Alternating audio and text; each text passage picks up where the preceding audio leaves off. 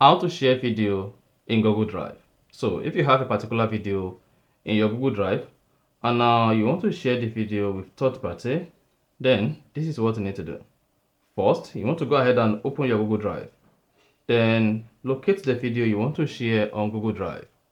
This particular video, click on the three dots and then click on share under the video name.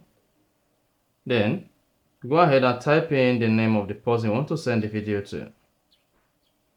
Then to notify people, check notify, click on this drop menu and select which particular person is, whether a commenter or editor or viewer. After that, go ahead and click on the send button, this to send the video. Alternatively, once you click on these three dots, go ahead and copy the video link. You can now go ahead and share this video link with anyone of your choice to access it. And that's it. So that is basically how to share video in Google Drive.